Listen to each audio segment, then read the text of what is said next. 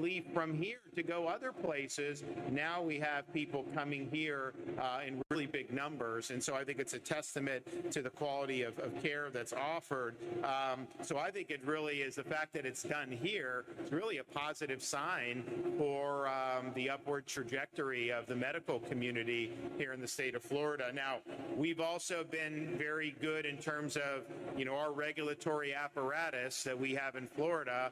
Our folks are instructed, and they do. It's like, okay, the purpose of regulatory is to create a framework, which is fine, but ultimately the goal is for people to be able to accomplish things. So if people have innovative ideas, how do you get them to yes? Don't just say, oh, you can't, you can't, you can't. So we've tried to create an environment that is more, how do you get to yes, not just in medical, but in everything that we do. As part of the reason we lead the nation in new business formations every year, because people feel like they that the government here wants them to succeed. So this is going to be a unique facility. You're going to be able to do both proton and carbon ion therapy, and they actually can use for the same tumor. They can use, both types potentially for dual capability. I was in both of the different types of rooms. I got to tour that earlier. So proton therapy will begin in 27, carbon ion in 28. Now they're having to work with the FDA on some of the stuff with the carbon ion therapy, but I think it's going really well. And I think the fact that you've seen it be used in other parts of the world is something good. But as you know, if you don't get it approved and all this, it's like you gotta, I mean, they have to make sure that they can sustain this. So there's things that have to be done still on that federal regulatory front. But man, what do you have here is pretty amazing. So, but the building's going to serve patients all the way through, and they'll use the therapies that are available. And when the carbon ion is green lit, they'll be able to do that appropriately. It's interesting. They were also telling me that if you treat like a tumor with the carbon ion, there's a school of thought that it basically helps with your natural immunity or some of the other medications for other parts of your body that would potentially be subjected. And so kind of a dual benefit there, which is really promising. So I'm excited to see this. I think, when we did the cancer initiative in 2019, it wasn't anything that we were doing at the time, like for our family. We just thought it was important. And then First Lady got diagnosed a couple years later. And so we went through that personally.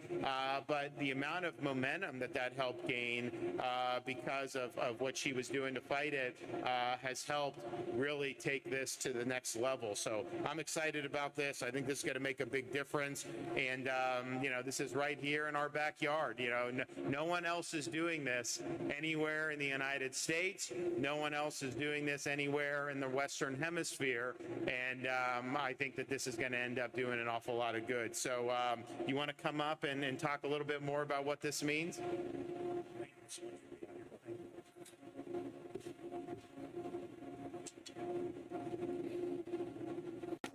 Good morning, everyone, and welcome. On behalf of myself, our Chief Administrative Officer, A.J. Dunn, and all of us here at Mayo Clinic in Florida, it's truly an honor to welcome you, Governor DeSantis and First Lady DeSantis, to the Dwan family building as we mark a transformative moment in the future of cancer care. This building, the Dwan family building, our new integrated oncology facility, which we opened just last summer, represents a truly extraordinary advance in the care of patients diagnosed with cancer.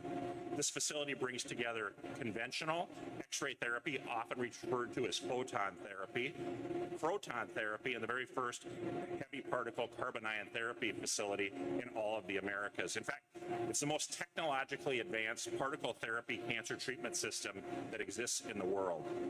This combination with heavy particle carbon ion therapy is not incremental. It's a category of one transformational achievement for cancer care in the United States and reflects Mayo Clinic's bold forward commitment to redefining what's possible to bring more hope and healing to patients who are facing cancer.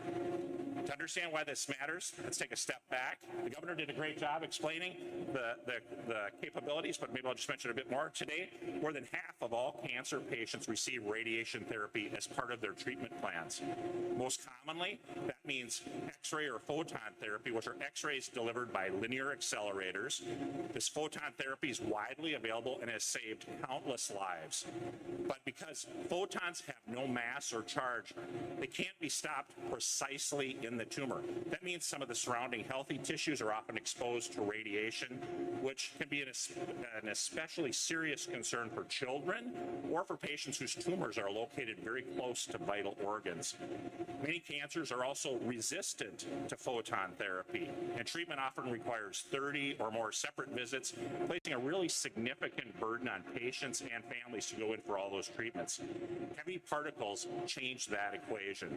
Protons and carbon ions have mass and charge, which allows them to be delivered with extraordinary precision, precisely targeting tumors while better sparing surrounding organs and tissue.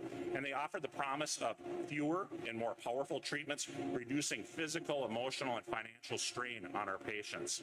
Mayo Clinic's long been a leader in this space. We're among the first institutions in the nation to deliver proton therapy at our other locations, and today we actually operate the largest proton practice in the United States.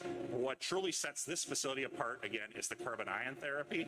Carbon ions are 12 times heavier than protons. They're accelerated in the massive circular synchrotron accelerator that you see behind us, which is really an engineering feat larger than a football field that accelerates particles to near the speed of light with remarkable sub-millimeter accuracy. These carbon therapies are then precisely delivered to the targeted tumor to create powerful breaks in the cancer cell's DNA that are extremely difficult for tumors to repair, thus destroying the cancer cells. Even more promising is what happens next. Research, including work led by our team here at Mayo Clinic in Florida, that suggests, as the governor shared, that this DNA damage can generate what we call our neoantigens, triggering the body's own immune system to recognize the cancer and also potentiate capabilities with other immunotherapies. We're deeply grateful to Governor DeSantis for your tremendous support